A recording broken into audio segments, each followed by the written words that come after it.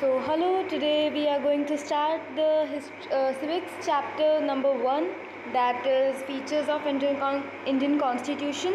So, first of all, we are going to read the Constitution of India, that's preamble, ठीक है.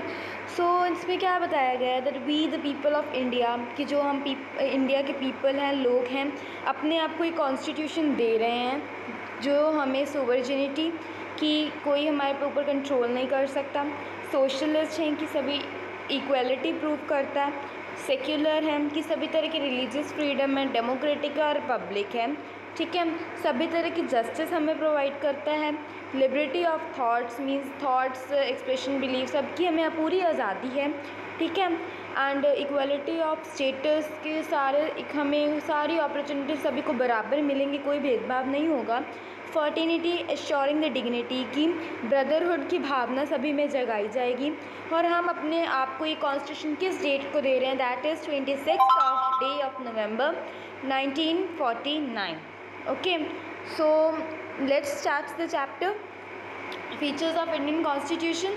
So, a constitution is a fundamental legal document on the basis of the government of a country is run or administered. एक constitution ऐसा legal document है जिसके basis पे एक country को चलाया जाता है, और this fundamental law of land explains the organisations of the organ of government and their functions between the central and state, ठीक है, कि कैसे एक कंट्री काम करेगी, इनके बीच में रिलेशन क्या है, और जो फंडामेंटल राइट्स दिए गए हैं हमारे कॉन्स्टिट्यूशन में वो एक गवर्नमेंट और सिटीज़न के बीच में का लिंक बताते हैं, ठीक है.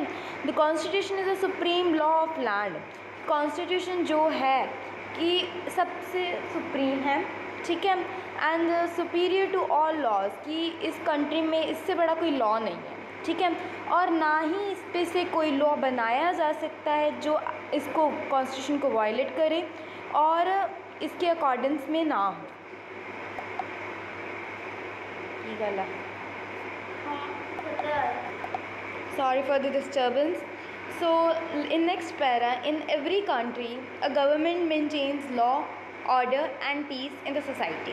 अगर हम किसी भी कंट्री की बात करें तो उस कंट्री का मेजर मोटिव क्या होता है कि लॉ को मेंटेन करें, सभी के बीच में पीस बनाए रखें, ठीक है. This function is preserved performed by the government through legislature, ठीक है, लेजिस्लेचर के थ्रू इस गवर्नमेंट को हम कि गवर्नमेंट ऐसे फंक्शंस परफॉर्म करती है. बट अ गवर्नमेंट, कि एक government can not make the laws of its own and run the administration, कि अब एक गवर्नमेंट है जो अपने लॉज खुद नहीं बना सकते, ठीक है, कि उनको जो उनके सिटीजन्स हैं उनकी मंजूरी चाहिए, ठीक है. अगर वो अप्रूव नहीं करते हैं तो they can not make the law. अगर उन्होंने लॉ बना दिया एज वी आर सेइंग, ठीक है, इन किसान, ठीक है, दैट किसान्स are there criticizing the policy of government, ठीक है.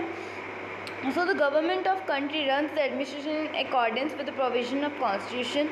और गवर्नमेंट एक कंट्री को उसके जो कॉन्स्टिट्यूशन में रूल्स लिखे हुए हैं उसके अकॉर्डिंग ही चलाती है.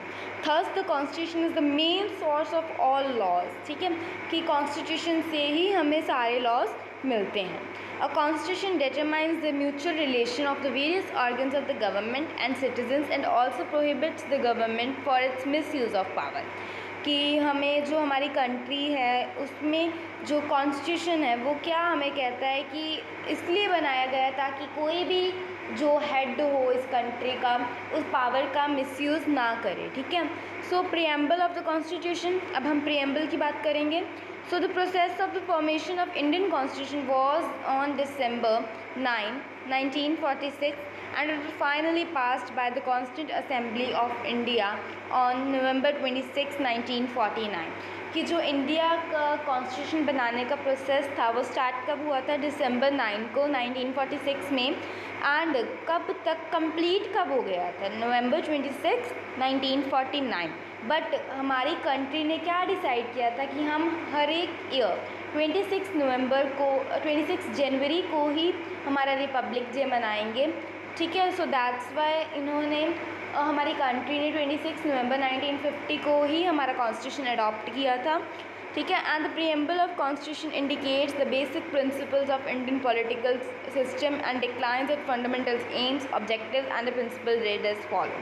कि और हमारा प्रीएम्बल जो कॉन्स्टिट्यूशन का प्रीएम्बल है, ठीक है, हमारा जो प्रीएम्बल है वो क्यों बनाया गया था, जो और क्या क्यों बना है, कि रीज़न क्या था, ताकि वो इंडिया के पॉलिटिकल सिस्टम को कंट्रोल कर सके और जो बेसिक हर इंसान के जो बेसिक राइट्स होते हैं उनको डिक्लेयर किया जा सके, ठीक है।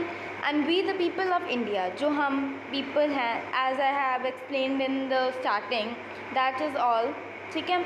In the above preamble India has been declared, ठीक है, इंडिया को sovereign, socialist, secular, democratic and republic declare किया गया। इनकी ब्रीफ डिस्क्रिप्शन हम आगे पढ़ेंगे। In short I can tell you that sovereign मतलब कि कोई एक्सटर्नल कंट्रोल नहीं है, सोशलिस्ट मीन्स हम सोशली बिल्कुल फ्री हैं, सेक्युलर की हमें रिलीजियस फ्रीडम है, डेमोक्रेटिक की इसकी जो गवर्नमेंट है पीपल के लिए, पीपल द्वारा और पीपल के लिए ही होती है, ठीक है। एंड रिपब्लिक है कि इसमें कॉन्स्टिट्यूशन बना हुआ है और इसका एक इलेक्टेड हेड होता है, ठीक है। India is a sovereign state and independent state, it is supreme in its internal affair and it's external matters and free from the control of any other country. कि जो इंडिया है वो बिल्कुल free है सभी के कंट्रोल से, India के जो पर्सनल मैटर्स हैं उसमें कोई दखल अंदाजी नहीं कर सकता, ठीक है। इंडिया ने अगर कोई डिसीजन लिया है, ठीक है, जो उसकी कंट्री सिर्फ उसकी कंट्री में लागू हो रहा है, तो कोई भी बाहर की कंट्री आके नहीं बोल सकती कि भाई तुम ऐसा काम नहीं कर सकते, ठीक है। So India is a socialist state, India एक सोशलिस्ट स्टेट भी है, as I have said that कि किसी भी सिटीज़न के साथ कोई डिस्क्रिमिनेशन नहीं होता है, ठीक है, चाहे कोई पुअर है चाहे कोई रिच है, ठीक है, किसी को कोई अपॉर्चुनिटी है सभी को इक्वली मिलेगी, ठीक है, कोई एवरी सिटीज़न, ठीक है, सोशली, इकोनॉमिकली और पॉलिटिकली, सामाजिकता से, पैसों से और पॉलिटिकल स्टेटस से किसी भी डिस्क्रिमिनेशन से बायस्ड है, मीन्स उस पर कोई डिस्क्रिमिनेशन नहीं होता है, ठीक है। इंडिया इज़ सेक्युलर स्टेट, कि इंडिया एक सेक्युलर स्टेट है, means by there will be not patronise any particular religion, कि जो एक कंट्री है किसी पर्टिकुलर रिलीजन का फेवर नहीं करेगी, अगर हर पर्सन को राइट है कि वो अपना रिलीजन खुद चुन सकता है, पर जो इंडिया की पॉलिटिकल पार्टीज़ है या रिप्रेजेंटेटिव है वो किसी एक पर्टिकुलर रिलीजन की साइड नहीं ले सकते। सपोज अगर हमारा एक इलेक्टेड लीडर है जो कि मुसलमान है और अगर कहे कि मुस्लिम रिलीजन को फॉलो करो, सो दैट इज़ रॉन्ग, ठीक है, जो इंडिया इसकी परमिशन नहीं देता। जो अगर कोई रिप्रेजेंट जो मर्जी रिलीजन का है वो कह नहीं सकता कि आप इस रिलीजन को फॉलो करो, ठीक है। कोई अगर जो पीपल हैं अगर अपने रिलीजन का प्रचार करना चाहते हैं, अपने रिलीजन को स्प्रेड करना चाहते हैं, तो उस पर कोई इन्फोर्समेंट नहीं की जाएगी कि आप ऐसा कुछ नहीं कर सकते। रिलीजियस स्कूल्स खोलना चाहो तो भी पीपल खोल सकते हैं, that is not any problem. India is a democratic state, जो इंडिया है एक डेमोक्रेटिक स्टेट है, as we all know. This means the basic definition of democracy is that it is of the people, for the people and by the people, कि ये people का है, people के लिए और पीपल के द्वारा ही है। So it can be in a particular class, ठीक है। So the citizens of the country has been bestowed equal democratic rights and freedom without any discrimination. Bestowed means कि दिए गए हैं, कि सिटीज़न इंडिया का सिटीज़न है, सभी को इक्वल डेमोक्रेटिक राइट्स दिए गए हैं। अगर एक पर्सन को ये राइट मिला तो दूसरे को भी ये राइट है, कोई डिस्क्रिमिनेशन नहीं है। इंडिया इज़ रिपब्लिक, ठीक है, it means that head of the state will be president not a hereditary monarch, कि अगर इंडिया को रिपब्लिक किस बेसिस पे कहा जाता है कि जो इसका हेड है, ठीक है, जो स्टेट का हेड है या कंट्री का हेड है वो इलेक्टेड होगा, ठीक है, पीपल के द्वारा इलेक्ट किया, और मोनार्की सिस्टम नहीं चलेगा। मोनार्की मीन्स कि राजा का सिस्टम, कि राजा का आगे बेटा ही राजा बनेगा, ठीक है। So the president is elected by the representatives of the people for a fixed tenure, एक पर्टिकुलर पीरियड के लिए ही इलेक्ट किए जाते हैं। For in India it's 5 years, ठीक है। The president represents the people to whom he is responsible, कि प्रेसिडेंट के कोई लॉ से अगर किसी पीपल को नुकसान है मतलब तो प्रेसिडेंट को उस बात का जवाब देना पड़े, gov. So the next, in a republic the supreme power of the government is vested by the whole community.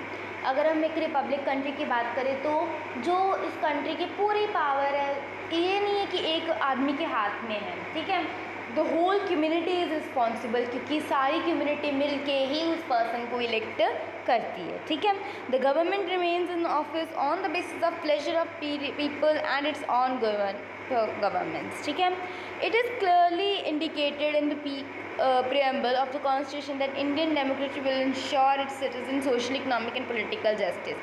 कि जो इंडिया का कॉन्स्टिट्यूशन है, प्रीएम्बल है, उसमें सीधी साफ शब्दों में लिखा हुआ है कि इंडिया के किसी भी सिटीज़न के साथ कोई social, economic and political justice या इनजस्टिस नहीं की जाएगी, ठीक है. सभी को इक्वल अपॉर्चुनिटीज़ दी जाएंगी, ठीक है, और ब्रदरहुड की भावना, दैट मीन्स इंटीग्रिटी, फर्टिनिटी, ठीक है, बनाई जाएगी कंट्री में. It is important to mention that words socialist, secular and integration of nation was inserted into the preamble of the constitution through 42nd constitutional amendment in 1976. कि India में जो ये 3 words हम यूज़ कर रहे हैं ना, सोशलिस्ट, सेक्युलर एंड इंटीग्रेशन, ये 42nd अमेंडमेंट के तहत 1976 में हमारे प्रीएम्बल में इंट्रोड्यूस किए गए थे. अमेंडमेंट मीन्स कि हमारे कॉन्स्टिट्यूशन में चेंजेस किए गए थे, ठीक है. सो एक कॉन्स्टिट्यूशन, हमारे जो India constitution that is preamble, उसके मेन फीचर्स क्या हैं? लेंथी है, रिटन है, ठीक है. जो हमारा कॉन्स्टिट्यूशन है इसमें 395 आर्टिकल्स हैं with 12 schedules. In its size, it is biggest and most lengthiest constitution of the world. ये दुनिया का सबसे बड़ा कॉन्स्टिट्यूशन है, ठीक है. इसमें हर एक लॉ को एकदम अच्छी डिटेल में डिस्क्राइब किया गया है, ठीक है. हर एक बहुत सारी इसमें चीज़ें दी गई हैं, जस्ट लाइक फंडामेंटल पॉलिसीज़, ठीक है, fundamental duties, rights, directive principles of state, that will be explained further, ठीक है. फ्लेक्सिबल है और रिजिड है. Flexible, what do you mean by flexible? ठीक है, फ्लेक्सिबल का मतलब है कि इसको आसानी से चेंज किया जा सकता, वेयर एज रिजिड का मतलब है कि इसको चेंज नहीं किया जा सकता. तो ये फ्लेक्सिबल के साथ साथ रिजिड भी है ना, थोड़ी स्ट्रेंज बात है, but you I will be able to explain, ठीक है. कि जो इंडिया कॉन्स्टिट्यूशन है बोथ फ्लेक्सिबल एंड रिजिड है, फ्लेक्सिबल भी है, रिजिड भी है. अ फ्लेक्सिबल कॉन्स्टिट्यूशन वो होता है जो कि चेंज ना किया जा सके through a simple majority of parliament, और रिजिड कॉन्स्टिट्यूशन का जिसका एक प्रोसीजर बहुत ज़्यादा डिफ़िकल्ट हो, ताकि अगर उसमें कोई अमेंडमेंट करनी है. For example British constitution is an example of most flexible, whereas USA constitution is most rigid. But Indian constitution की अगर हम बात करें कि ब्रिटिश का जो कॉन्स्टिट्यूशन है बहुत ही ज़्यादा फ्लेक्सिबल है, बल्कि इसको बहुत ही ज़्यादा ईजिली चेंज किया जा सकता है. और अगर हम दूसरे हाथ बात करें कि USA को ईजिली चेंज नहीं किया जा सकता, USA के कॉन्स्टिट्यूशन को ईजिली चेंज नहीं किया जा सकता, ठीक है. और अगर इंडिया की बात आए तो ना ही ये ज़्यादा फ्लेक्सिबल है, ना ही ज़्यादा रिजिड है, इट लाइज इन मिड, ठीक है. कि इसको ना ही चेंज करना इतना आसान है, ना ही इसको चेंज करना इतना मुश्किल है. So it lies between the middle path. The federal policy. So what do you mean by federal policy? Let us study. Another important feature of our constitution is that federal setup. Federal का मतलब होता है कि एक ऐसी government जिसके 2 से ज़्यादा या 2 levels. Like if we talk about India, it has 3 levels. Like it first is central, then state, then local level. ठीक है. And if we talk about USA, it has 2. That is central and state. So it is said to be federal policy, ठीक है. सो एक written constitution है, distribution of power है, it's by cameral मतलब कि जिसके 2 पार्ट्स, ठीक है, 2 पार्ट्स हैं, ठीक है. जुडिशरी, इंडिपेंडेंस जुडिशरी है कि अगर कोई हमारे यहाँ कुछ गलती है, चाहे वो किसी जज ने की है, चाहे वो किसी गवर्नमेंट ऑफिशियल ने की है, सभी को सेम सज़ा दी जाएगी, कोई डिस्क्रिमिनेशन नहीं किया जाएगा. अगर किसी की जो गलती है उसके अकॉर्डिंग ही सज़ा दी जाएगी, किसी के रैंक, किसी के स्टेटस को देख के कोई डिस्क्रिमिनेशन नहीं किया जाएगा, ठीक है. बाई कैमरल लेजिस्लेशन मतलब कि 2 हाउसेज हैं, लोकसभा एंड देन राज्यसभा, ठीक है। So but along its federal feature, अगर हम कह रहे हैं कि इंडिया के फेडरल फॉर्म है, मतलब कि इसके 2 से ज़्यादा पार्ट्स हैं, तो दूसरे हाथ इसके यूनिटरी फीचर्स भी हैं कि इंडिया का अलग अलग होने के बावजूद भी इसको स्टेट्स का यूनियन कहते हैं। As explained in first point in the constitution, India has been declared as a union of states, not a federation. कि इंडिया को यूनियन ऑफ स्टेट्स डिक्लेयर किया गया है, ना कि फेडरेशन। इंडिया को फेडरल हम कहते हैं इसके स्ट्रक्चर के बेस पे, but in constitution it is declared as to be union of states. The word union reflects deeper feelings of national unity than the federation. कि जो हम यूनियन वर्ड यूज़ कर रहे हैं इसके साथ इसके कितना दैट वी फील कि इंडिया में कितनी यूनिटी है, ठीक है। ड्यूरिंग एन एमरजेंसी, अगर कोई एमरजेंसी आ जाए, एमरजेंसी मीन्स दैट हॉस्पिटल वाली नॉट एमरजेंसी, दैट मीन्स अगर किसी कोई स्टेट है उस पर कोई बाहर से कोई अटैक कर दे, या उसमें कोई अंदर के कुछ लोग कुछ अटैक कर दें, कोई भी ऐसी सिचुएशन क्रिएट हो जाए, तो प्रेसिडेंट अपनी इमरजेंसी पावर्स का यूज़ करता है, ठीक है। इन इंडिया, ठीक है, अगर हम इंडिया की बात करें that we all are having the single citizenship, हम सभी के पास एक सिंगल सिटीजनशिप है। लाइक वी ऑल से ना that we are Punjabi, we are Gujarati, ठीक है, but that we are describe that we are on linguistic basis, means language के बेसिस पे हमने अपने आप को डिवाइड किया हुआ है। Otherwise it will say we all are the Indians, नहीं तो हम सब क्या हैं, सारे इंडियंस हैं। हम में से कोई पंजाबी गुजराती नहीं है, पंजाबी गुजराती सिर्फ हम अपनी लैंग्वेजेस के बेसिस पे कहते हैं, ठीक है। वेयर एज यूएसए और कनाडा की बात करें तो उनके पास डुअल सिटीजनशिप है, मतलब कि एक तो जिस कंट्री के वो हैं और दूसरी जिस वो एरिया या स्टेट के हैं, ठीक है। All the important subjects like defense, financial, railways, industries, foreign affairs, banks, currencies are included in union list। कि जो भी सारे important matters हैं, लाइक जो भी इंडिया के डिफेंस से रिलेट करते हैं, फाइनेंस से रिलेट करते हैं, वो सारे किस में आ जाते हैं, union list. Now you will say that what is union list.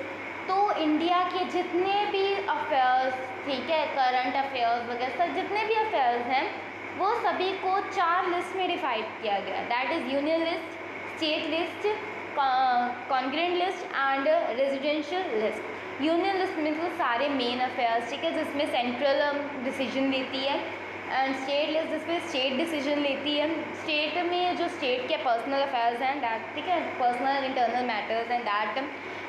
जो रेस्टिट्यूशनरी लिस्ट है जो अभी जो कॉन्स्टिट्यूशन बनने के बाद ऐड हुई, कॉन्क्यूरेंट लिस्ट में कि जो आज के मेन मुद्दे हैं, ठीक है, बेसिकली एक्सेप्ट स्टेट, ठीक है, except state list all the decisions can be taken by central government, ठीक है।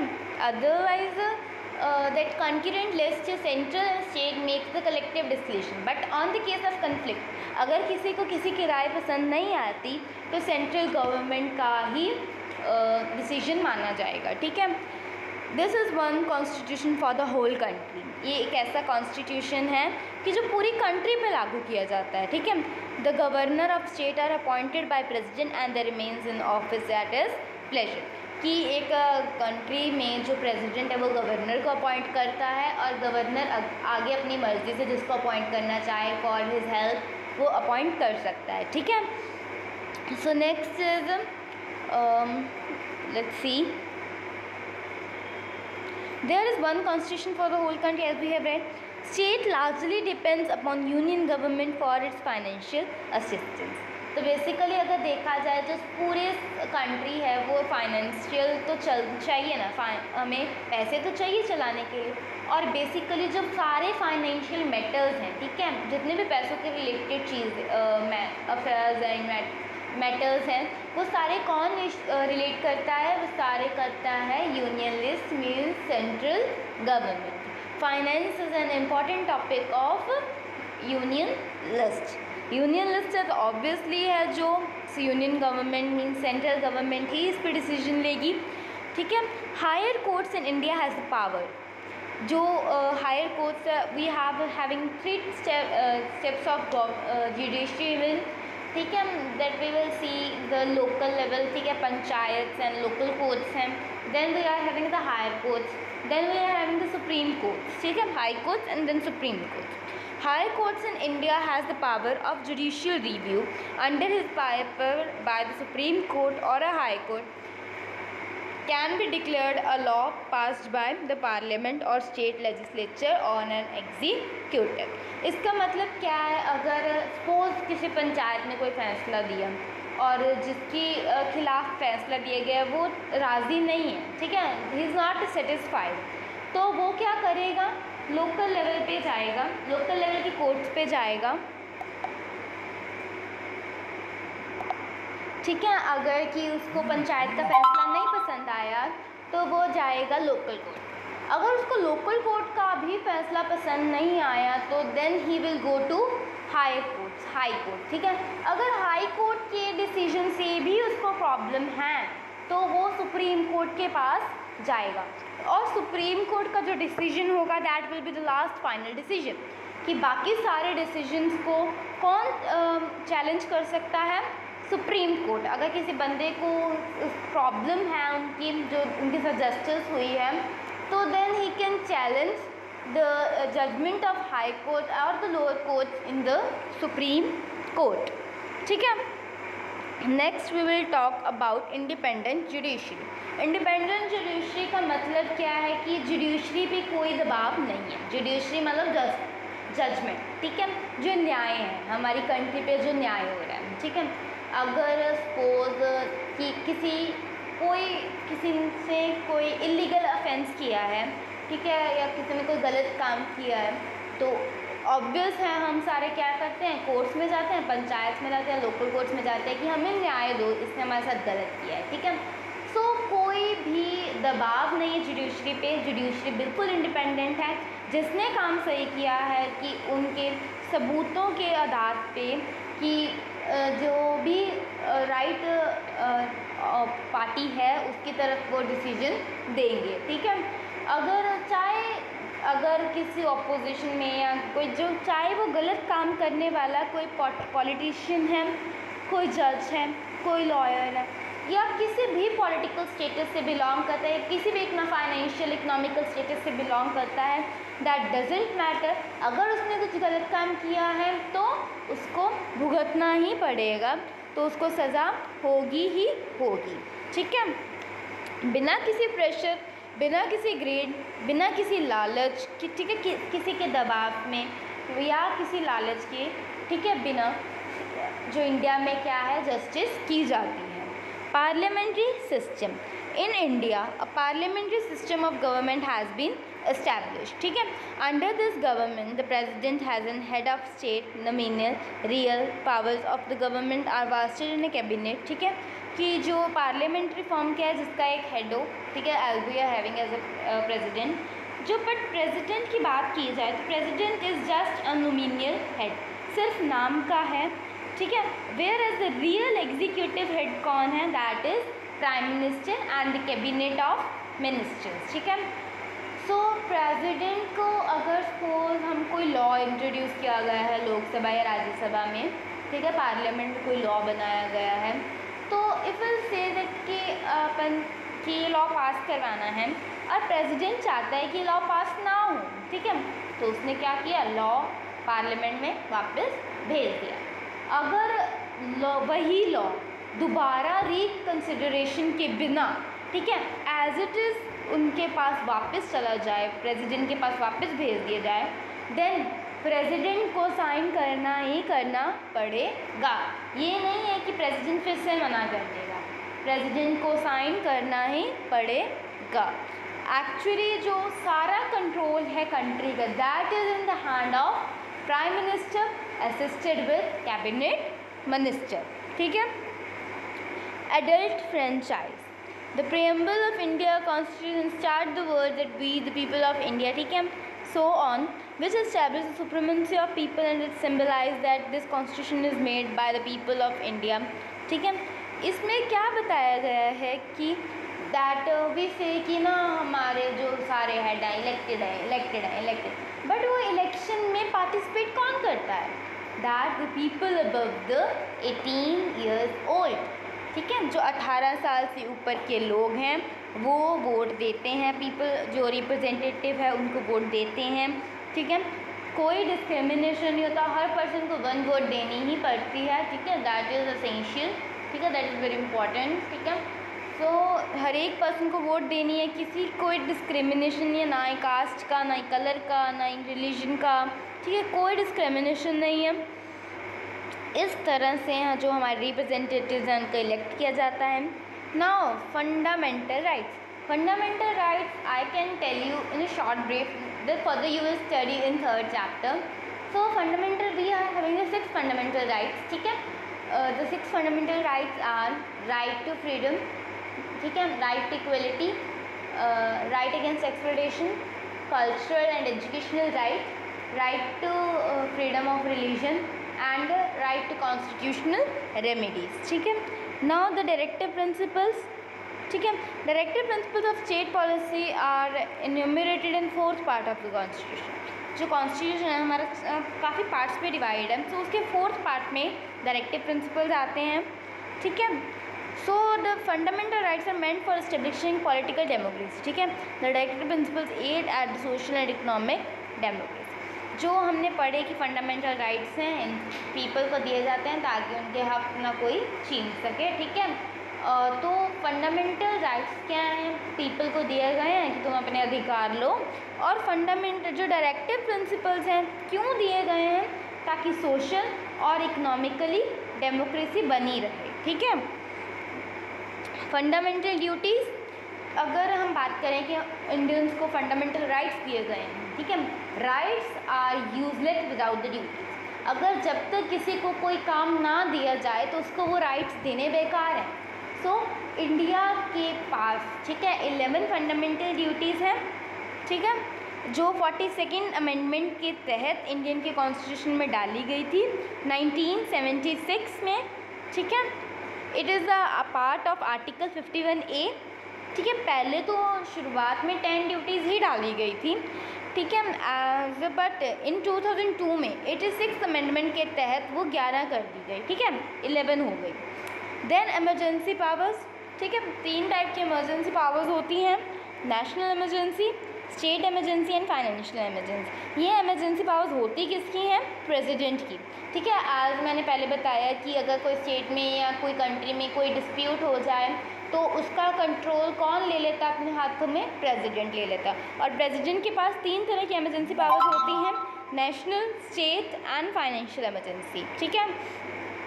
नेशनल का मतलब अगर पूरी कंट्री में कोई, ठीक है, कोई कंट्री में कोई स्ट्राइक हो गई या कोई हार्म कर रहा है कंट्री को, तो उसका कंट्रोल किसके हाथ में है, प्रेसिडेंट के हाथ में। अगर किसी स्टेट के बीच में कोई डिस्प्यूट हो जाए, ठीक है, कोई स्टेट का या जैसे हम कह रहे हैं कि CM जो होते हैं हम, ठीक है, कोई इसका कोई भी प्रॉब्लम हो जाए स्टेट में तो उसका कंट्रोल कौन ले लेता है, दैट कम्स अंडर स्टेट, ठीक है, state emergency power, that president. Financial emergency, अगर किसी कंट्री इंडिया में या किसी कंट्री पर्टिकुलर कंट्री में जैसे हम कहते हैं ना फ्लड आ गया, तो फ्लड, सुनामी, ऐसे कोई नेचुरल डिज़ास्टर के तहत उस स्टेट की या उस पर्टिकुलर एरिया की अगर फाइनेंशियली प्रॉब्लम हो जाए तो क्या है, प्रेसिडेंट अपने फाइनेंशियल फंड्स में से उनकी हेल्प कर सकता है, दैट इज़ फाइनेंशियल पावर, ठीक है। And then we will talk about कि ये प्रेसिडेंट जो है डिक्लेयर कैसे करता है, ठीक है।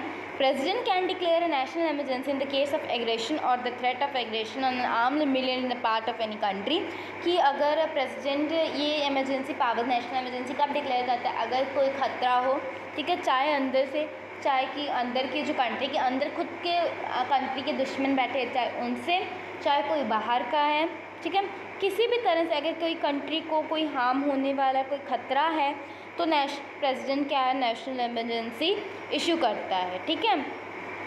देन स्टेट इमरजेंसी, अगर किसी स्टेट की ही मशीनरी मतलब कि उसके काम करने का तरीका कुछ बिगड़ जाए या कोई प्रॉब्लम हो जाए देन, ठीक है। देन फाइनेंशियली अगर कोई प्रॉब्लम हो जाए तो फाइनेंशियल, ठीक है। यूनिक फीचर्स, कि इंडिया के यूनिक फीचर्स क्या हैं भैया, ठीक है। पहले तो कि इंडिया के पास सिंगल सिटीजनशिप है, ठीक है, इंडिपेंडेंट जुडिशरी है, ठीक है, देन इसके पास 18 रीजनल लैंग्वेजेस हैं, अनटचेबिलिटी पे बैन लगाया हुआ है।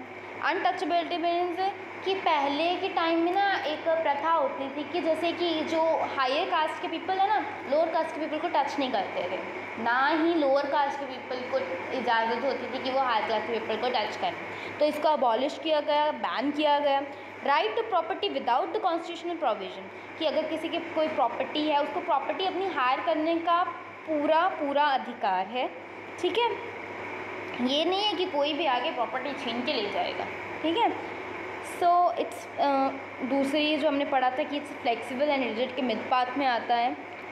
So it's a plural society, ठीक है, जिसमें डिफरेंट कास्ट, रिलीजन, कलर्स के पीपल रहते हैं, लैंग्वेजेस के people. It's a very diverse country, की डाइवर्स मीन्स अलग अलग तरह की, ठीक है, diversity. In our society there are minority various kinds, ठीक है। The constitution of India has the provision which guarantees them their independent identity, ठीक है, existence and equal opportunities for their growth and development. This was the essential, ठीक है, feeling of fraternity, strength, unity and integrity of nation. ये सारी चीज़ें जो हमने अभी तक पढ़ी क्यों एसेंशियल थी, ताकि हम इस कंट्री की जो इतनी डाइवर्स कंट्री है उसमें एकता बनाए रख सकें, ब्रदरहुड की भावना बनाए रख सकें, कि इनको आके कोई भी तोड़ ना सके, ठीक है। कोई भी रिलीजन के बेसिस पे कोई डिस्क्रिमिनेशन इसलिए नहीं होता ताकि ब्रदरहुड की भावना, पीस की भावना एज इट इज़ रहे, ठीक है। Now will talk about fundamental rights. So in the third part of the constitution from article 14 to 32 grants important fundamental rights to India। as हमने पढ़ा था कि 395 आर्टिकल्स हैं इंडिया के कॉन्स्टिट्यूशन में, तो उसमें से 14 से लेके 32 के जो बीच वाले आर्टिकल्स हैं वो किसके हैं, फंडामेंटल राइट्स के, जो इंडियन सिटीजन्स को दिए गए हैं, ठीक है। These fundamental rights because it's very essential, ठीक है। अगर क्या ऐसे हम हेड बना दें और पीपल के ही कुछ राइट्स नहीं हैं तो कैसे कोई भी पर्सन ऐसी जगह पे क्यों रहना चाहेगा कि जहाँ पे उसके कोई खुद के कुछ राइट्स ही नहीं हैं, ठीक है। इसलिए it was very essential to give fundamental rights to the citizen, ठीक है, जो उनके साथ जो जस्टिस हैं वो इंश्योर करें। तो ठीक है, सो हमारे पास फर्स्ट है हमारा राइट कौन सा है, that is right to equality, ठीक है। जो राइट टू इक्वलिटी है इसके बीच ये आर्टिकल 14 to 18 के बीच में है, सॉरी 14 to 19 के बीच में है। सो इसमें उन्होंने क्या कहा है कि राइट टू इक्वलिटी के अंदर क्या क्या चीज़ें आती हैं, कि इक्वलिटी बिफोर लॉ, ठीक है, लॉ के आगे सामने सारे इक्वल हैं, कोई डिस्क्रिमिनेशन नहीं है, ठीक है। प्रोहिबिशन ऑफ डिस्क्रिमिनेशन, कि डिस्क्रिमिनेशन को बंद किया गया, बैन किया गया, चाहे वो किसी भी बेसिस पे हो, चाहे वो कलर के बेसिस पे है, रिलीजन के बेसिस पे है, क्रीड के बेसिस पे है, ठीक है, या कोई प्लेस ऑफ बर्थ, ठीक है। इक्वलिटी ऑफ अपॉर्चुनिटीज़, ठीक है, कि हर पर्सन को इक्वल अपॉर्चुनिटीज़ दी जाती हैं, चाहे वो किसी भी कास्ट से बिलोंग करता है, चाहे वो किसी भी रिलीजन से बिलोंग करता है, उसको इक्वल अपॉर्चुनिटीज़ दी जाती हैं। एबोलिशन ऑफ अनटचेबिलिटी, मैंने अनटचेबिलिटी बताया कि जो हाई क्लास के पीपल्स हैं वो छोटे क्लास के पीपल को टच नहीं करते थे, इसको अबॉलिश किया गया था। एबोलिशन ऑफ टाइटल्स, ठीक है, जैसे हमारे पहले ना टाइटल्स दिए जाते थे ना कि सरदार, ठीक है, बहादुर, राय बहादुर, ठीक है, ऐसे टाइटल्स ना पहले दिए जाते थे, बट नाउ ऐसे कोई भी टाइटल्स नहीं दिए जाते हैं। इन टाइटल्स को क्या कर दिया गया है, अबॉलिश कर दिया गया है। ऐसा कोई भी टाइटल नहीं दिया जा रहा है कि किसी एक पर्टिकुलर पर्सन को उससे प्रॉफिट हो, ठीक है। So now right to freedom, ठीक है, राइट टू फ्रीडम के अंडर क्या आता है कि हमें स्पीच और एक्सप्रेशन की फ्रीडम है, मतलब कि हम कोई भी चीज़ बोल सकते हैं, ठीक है, कोई भी अपनी फीलिंग्स को एक्सप्रेस कर सकते हैं, ठीक है। फ्रीडम टू असेंबल पीसफुल या विदाउट आर्म्स, कि हम कहीं भी एक जगह पे ना इकट्ठे हो सकते हैं, ठीक है, बिना लड़ाई झगड़े के। फ्रीडम टू फॉर्म एसोसिएशंस और यूनियंस, कि हम अपनी एसोसिएशंस बना सकते हैं लोगों को इकट्ठा करके, अगर हमारी कोई बात है करनी है तो एक एसोसिएशन बना सकते हैं हम, ठीक है, दैट्स नॉट एनी प्रॉब्लम, ठीक है। हम इंडिया के किसी भी पार्ट में जाके रह सकते हैं, ठीक है। Freedom to reside in settle, ठीक है, हम इंडिया में किसी भी टेरिटरी में कभी भी मूव कर सकते हैं, दैट, ठीक है। फ्रीडम टू प्रैक्टिस, हम कोई भी प्रोफेशन चूज़ कर सकते हैं but it should be legal, ठीक है। राइट अगेंस्ट एक्सप्लॉयटेशन, कि राइट अगेंस्ट एक्सप्लॉयटेशन का मतलब क्या है कि आजकल हम देखते हैं कि छोटे छोटे, आजकल नहीं, ठीक है, बहुत पहले हम देखते थे कि छोटे छोटे बच्चे ना, अभी भी कुछ एरियाज़ में है बट इस चीज़ को बैन कर दिया गया है कि 14 ईयर्स से छोटे बच्चों को काम पे नहीं रखा जाएगा, ठीक है। The constitution bars trafficking in human beings and prohibit beggar और work fee of charge by influence people, कि किसी भी पर्सन को आप किसी लालच के थ्रू अपने अंडर काम करने के लिए नहीं रख सकते, या किसी को फोर्स नहीं कर सकते कि वो आपके अंडर काम करे, ठीक है। 40 चिल्ड्रंस जो 14 ईयर्स के नीचे हैं, कोई इनको एम्प्लॉयमेंट नहीं दी जाएगी, ठीक है, उनसे कोई काम नहीं करवाया जा सकता, ठीक है। Right to freedom of religion, the constitution has decreased, ठीक है, decreed India as a secular state, ठीक है। सेक्युलर का मतलब मैंने आपको पहले भी बताया है कि रिलीजियस फ्रीडम, ठीक है। सो फ्रीडम टू प्रोफेस और प्रैक्टिस एनी रिलीजन, मतलब कि हम किसी भी रिलीजन को चूज़ कर सकते हैं। Freedom to manage religious affairs, कि हम किसी भी रिलीजियस अफेयर को, ठीक है, अपने जो भी हमारे रिलीजन्स के लिए जो भी हम पाठ पूजा वगैरह करते हैं, ठीक है, दैट वी हैव फ्रीडम, कि हम कर सकते हैं, उसमें कोई रोक टोक नहीं है। Freedom for payment of taxes for the promotion of any particular religion, कि अगर जैसे कि हम कहते हैं ना कि चंदा मांगना, ठीक है, कोई अगर अपने रिलीजन को प्रमोट करने के लिए कोई टैक्सेस ले रहा है, ठीक है, कोई पेमेंट दे रहा है, तो उसमें हमें कोई, हमारी कंट्री को कोई प्रॉब्लम नहीं है भाई। Freedom to attend any religious instruction, कि हम देखते हैं ना कि हमारे स्कूल्स में कई बच्चे थे जिन्होंने करतार और पगड़ी पहनी होती है ना, तो वही मतलब है कि अगर वो अपने रिलीजन का कोई सिंबल या, ठीक है, कोई चीज़ अपने पास रखना चाहते हैं तो इंडिया उसमें कोई इंटरफेयर नहीं करेगा, वो रखना चाहते हैं, they can keep it with them. No religious instruction can be imparted in state educational institute, कि कोई भी अगर कोई स्टेट का एजुकेशनल इंस्टीट्यूट है, कोई भी स्कूल है, कोई भी कॉलेज है, ये नहीं है कि ये सिर्फ मुसलमानों के लिए, ठीक है ना, कि कोई भी रिलीजियस इंस्ट्रक्शन की ये सिर्फ मुसलमान लोग ऐसा कर सकते हैं या हिंदू ऐसा कर सकते हैं, ठीक है, कोई भी रिलीजियस इंस्ट्रक्शन इम्पार्ट नहीं की जाएगी। Now cultural and educational right, cultural and educational right में क्या है कि every community which has a language and script of its own has right to conserve and develop it, कि अगर हम किसी कोई एरिया है, उसकी अपनी कोई लैंग्वेज है या अपनी कोई स्क्रिप्ट है, ठीक है, कोई अपना रिलीजन है, तो उनको उसे बचाने का और प्रमोट करने का पूरा अधिकार है। No citizen can be discriminated for admission in state और state associated educational institute because of religion और लैंग्वेज और रेस और कास्ट, कि किसी भी सिटीज़न के साथ डिस्क्रिमिनेशन नहीं किया जाएगा कि ये इस रिलीजन का है भाई, इसको स्कूल में एडमिशन नहीं देंगे, या इस रिलीजन का सिर्फ इसीलिए इसको स्कूल में एडमिशन मिलेगा। No, that is absolutely wrong. So see of that all the minority religions और linguistic can be set up of their on education institute.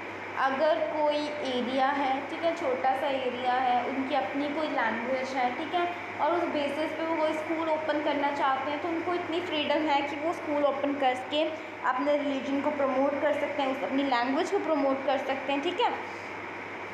The state while granting aids to education institute will not discriminate, ठीक है, कि state अगर कोई हमें देखते हैं government school में फंड्स मिलते हैं बच्चों को, ठीक है, तो उसमें कोई डिस्क्रिमिनेशन नहीं होगा कि इस कास्ट के बच्चे को इतने फ़ंड मिलेगा, इस कास्ट के बच्चे को इतना फ़ंड मिलेगा, ठीक है, नो।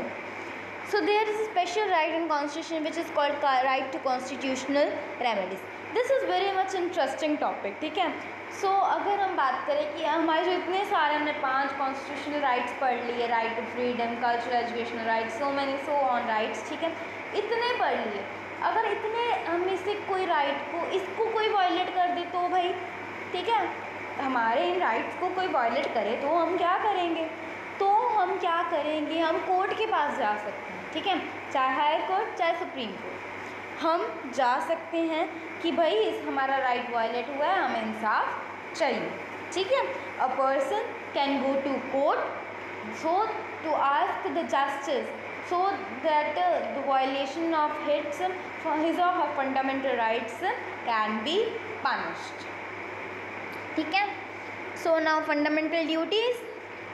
तो फंडामेंटल ड्यूटीज़ मैंने पहले कहा है, फंडामेंटल राइट्स हमें तभी दिए जाएंगे अगर हम कुछ ड्यूटीज़ परफॉर्म करेंगे, ठीक है.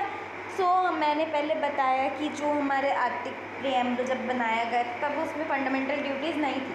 42nd अमेंडमेंट 1976 के तहत फंडामेंटल ड्यूटीज़ को ऐड किया गया था, ठीक है. 10 फंडामेंटल ड्यूटीज़ तब की गई थी 51A आर्टिकल के साथ इन, ठीक है, इन बिटवीन. सो फिर क्या हुआ 2002 में ना 11th फंडामेंटल राइट, एक फंडामेंटल ड्यूटी और आ गई. तो वो किसकी, that was I think so 76, ठीक है, 76 amendment. Okay. So to abide the constitution and respect ideals, institution and national flag and national anthem, कि हम कॉन्स्टिट्यूशन का पालन करेंगे, ठीक है. उसके जो भी आइडल्स थे, जैसे कि हमने पढ़ा है कि पहले इंडिया जो था, ठीक है, ब्रिटिशर्स ने उन पर कब्जा किया था, सो ऑन, ठीक है. तो उसके जो जिन लोगों ने हमें आज़ादी दिलवाई थी, लाइक सरदार वल्लभ भाई पटेल, ठीक है, नेहरू जी, ठीक है, सो ऑन, ठीक है, जिन्होंने भी हमें हमारे जो मेन आइडल्स थे उनकी हम रिस्पेक्ट करेंगे. जो हमारा नेशनल एंथम और नेशनल फ्लैग है उनकी भी हम क्या करेंगे, रिस्पेक्ट करेंगे.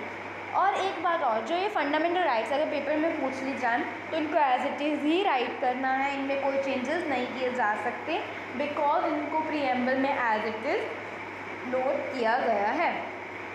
Second, to cherish and follow the noble ideals which inspired our national struggle of freedom, कि हम उन नोबल लोगों का, ठीक है, जिन्होंने हमें फ्रीडम दिलवाई, उनके आइडल्स का पालन करें, ठीक है, ठीक है, उनसे इंस्पायर हों, जिन्होंने हमारे नेशनल स्ट्रगल में क्या किया था, पार्ट किया था.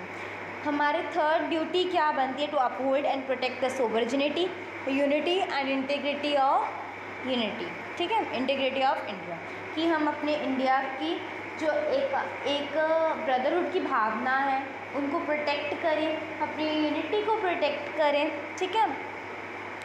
Fourth, to defend the country, कि हम अपनी कंट्री को बचाएं और अपनी कंट्री को जब भी हमारी कंट्री को ज़रूरत पड़े हम आगे हों कि भाई हम we are ready and we are also ready to give our lifes to, ठीक है. Fifth, to promote harmony and the spirit of common brotherhood, कि हारमोनी को प्रमोट किया जाए, ब्रदरहुड की भावना को प्रमोट किया जाए, ठीक है. Six, to value and preserve its, जो हमारी इंडिया का हम देखें हमें कितना डाइवर्स कल्चर है ना हमारे इंडिया का, तो इसको प्रोटेक्ट करना, प्रिजर्व करना हमारी क्या है, एक बेसिक ड्यूटी है. Seventh, to protect and improve the natural environment including forest, lake, river, wildlife and to have comparison for living creatures, कि हम अपने इन्वायरमेंट को, natural environment like forest, lakes, इन सभी को प्रोटेक्ट करें, इम्प्रूव करें, ठीक है. To develop scientific temper, humanism and spirit of inquiry and reform. ये थोड़ा सा टिपिकल सा लगा बट दैट्स वेरी इजी, कि हम अपने जो साइंटिफिक रिसर्चेज है ना, कि हम अपने साइंस में जो तरक्की कर रहे हैं उनको इम्प्रूव करें, डेवलप करें. ह्यूमनिज्म मतलब कि ह्यूमैनिटी की भावना, ठीक है, दैट इनको कहते हैं हम इंसानियत, ठीक है, उसको डेवलप करें और हम नई नई खोजें करते रहें. स्पिरिट ऑफ इंक्वायरी को डेवलप करें, रिफॉर्म, नए नए रिफॉर्म्स निकालें, ठीक है. To safeguard public property and to एड्योर वायलेंस, कि पब्लिक प्रॉपर्टी को सेफ गार्ड करें, प्रोटेक्ट करें और वायलेंस को क्या है कि जो लड़ाई झगड़ा है उनको अवॉइड करें, ठीक है. to strive towards excellence in all the spheres of individuals and collective activity of national constantly rise higher level of endeavor and achievements, कि हम अपनी तरक्की की ओर बढ़ें, ठीक है, जितनी भी हमें हर स्फीयर में, ठीक है, चाहे वो स्पोर्ट्स है, चाहे वो एजुकेशन है, हर स्पोर्ट में, हर फील्ड में हम अपनी तरक्की करें, ठीक है, ये हमारी ड्यूटी है। 11 Who is a parent or a guardian to provide opportunity for education child may be what between age of 6 and 14 years old, कि चाहे पेरेंट्स हैं चाहे गार्डियंस हैं, एक बच्चा जो 6 साल से 14 साल के बीच में है वो क्या करें, उनको एजुकेशन प्रोवाइड करवाएं। So the list of duties prescribed under 42nd constitutional amendment are criticized on the grounds that these are neither complete nor they have legal sanction behind them. In our view that these are the moral duties and moral force behind them, they prove to be more effective. Moreover, the obedience of duties depends upon upbringing of an individual and his cultivated sense of responsibilities and sensation of his soul, कि हम अपनी पूरी अपनी आत्मा से, ठीक है, कि हम अपनी इन सारी फंडामेंटल ड्यूटीज़ को पूरा करें, ठीक है, ताकि हम अपने कंट्री को तरक्की की राह पे ले सकें, उनकी प्रोग्रेस करवाएं, ठीक है। Now the directive principles of state policy. So father of the constitution on the advice of sir B.N. Rao means Bhimrao Ambedkar, ठीक है, inspired by the Irish constitution enumerate directive principles of state policy in 4th part of the constitution, कि ये जो directive principles of state policy हैं हमारे Indian के constitution की, किसकी एडवाइस पे आई थी, भीमराव अंबेडकर की, ठीक है, सर भीमराव अंबेडकर की, कहाँ पे आई थी, 4th part of the constitution, ठीक है। The constitution makers have given some valuable direction through these principles for the future union and state government programs on these directive principles, कि हमारे जो कॉन्स्टिट्यूशन बनाने वाले थे, कॉन्स्टिट्यूशन मेकर है, कुछ बहुत ज़रूरी डायरेक्शंस को, मतलब कुछ ज़रूरी चीज़ों को देखते हुए इन डायरेक्टिव प्रिंसिपल्स को बनाया है। इनका एम क्या था, ठीक है, ताकि इकोनॉमिक और सोशल कंडीशंस को क्या किया जाए, इम्प्रूव किया जा सके, ठीक है। सारी इसमें 3 टाइप्स आ जाती हैं, that is social, Gandhian and liberal ideologies. So let's study one by one. So socialist principles, the first, the state has been instructed to create no new society. The aim should be the welfare of all, growth in every sphere, and citizens should be provided social and economic political justice, ठीक है, कि state को क्या instruct किया गया था कि भाई जो कॉन्स्टिट्यूशन बना रहे हो वो हर सोसाइटी के वेलफेयर के लिए हो, ठीक है, और हर सिटीज़न को सोशल इकोनॉमिक पॉलिटिकल जस्टिस मिले और हमारी जो सोसाइटी है उसकी प्रोग्रेस हो, तरक्की हो, ठीक है। Every citizen should have right to educate livelihood, हर किसी को अपने अंदाज से जीने का राइट होना चाहिए, सभी को इक्वल मटेरियल देना चाहिए, ठीक है।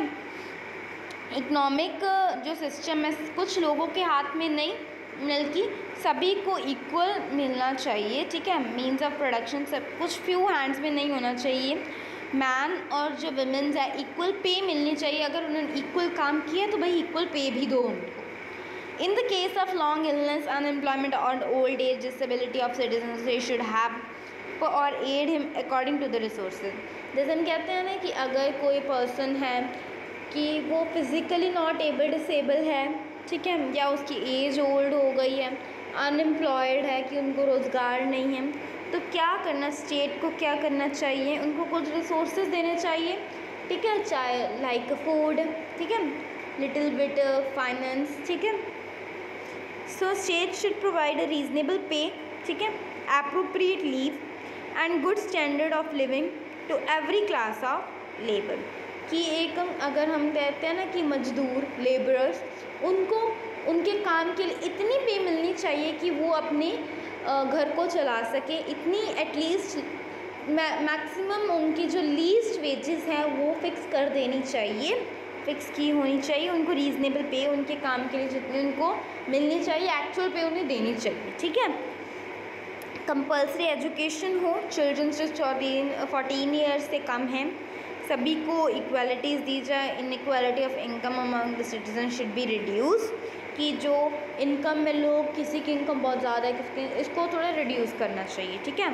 गांधीयन प्रिंसिपल्स क्या थे, ठीक है, ये बेसिकली महात्मा गांधी जी के बेस थे, ठीक है।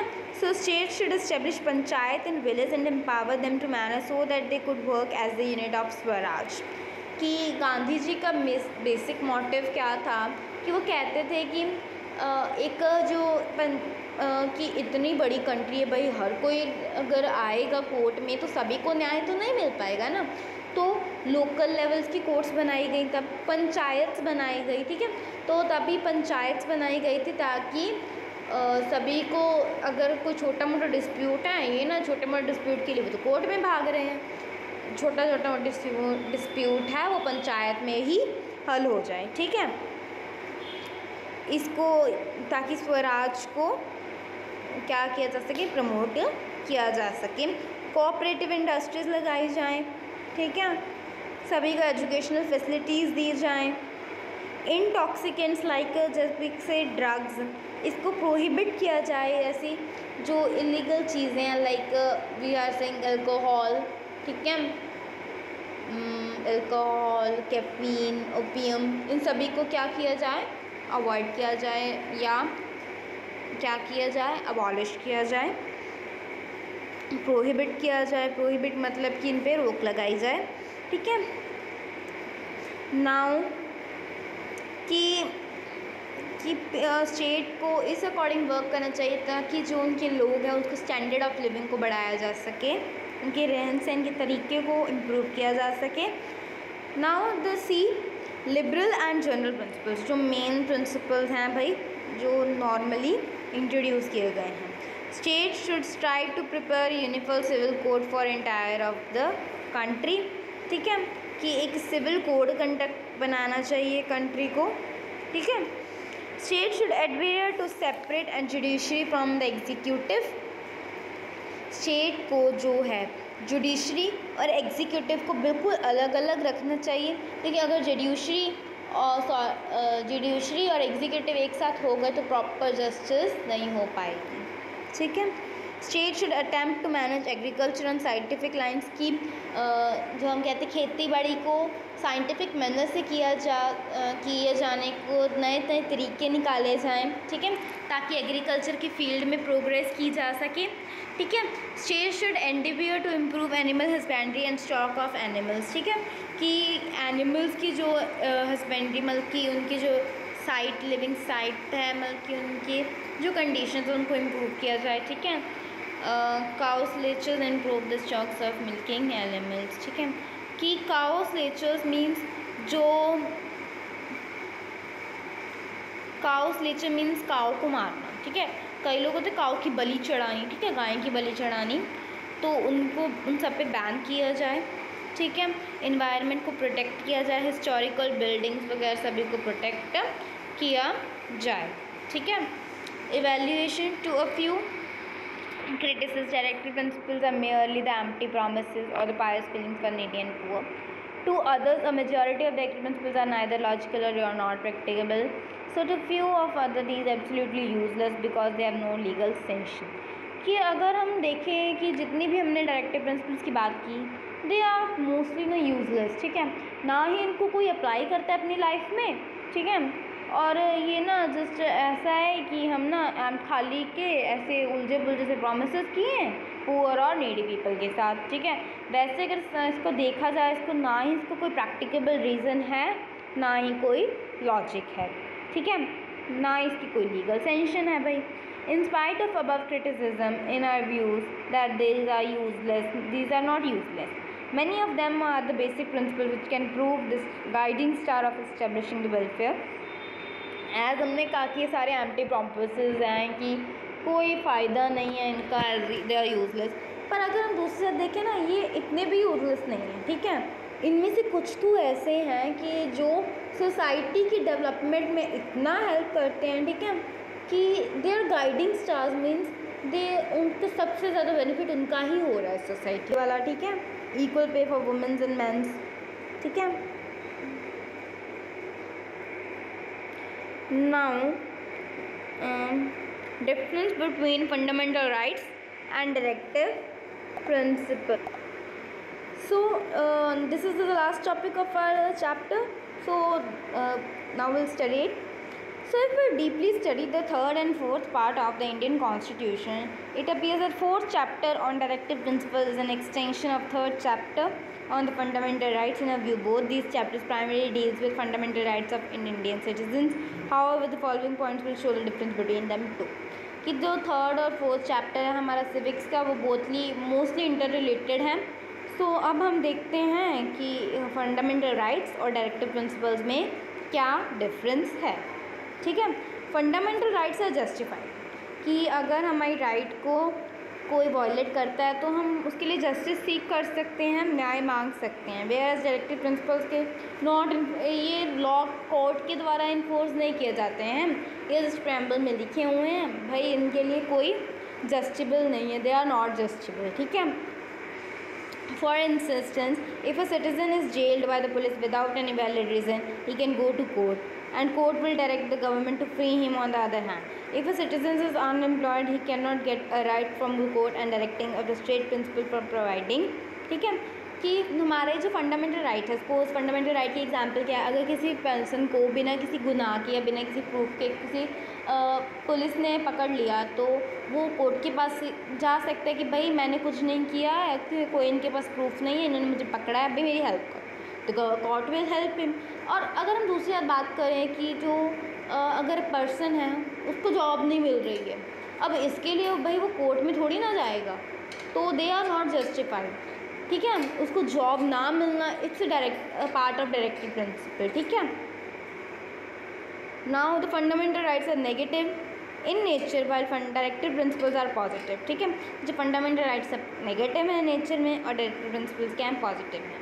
ठीक है. By negative nature of fundamental rights means that they put limitation on power of state and positive nature of directive principle means that they are encourage to state to play specific good functions. कि negative कहने का मतलब ये नहीं है कि बुरे हैं यार वो डायरेक्टिव प्रिंसिपल्स अच्छे हैं. नेगेटिव कहने का मतलब ये है कि जो फंडामेंटल राइट्स है ना वो स्टेट की जो पावर है ना कुछ कंट्रोल करते हैं. ठीक है. कि ये नहीं है स्टेट कुछ भी करती रहेगी और जनता सुनती रहेगी. ठीक है.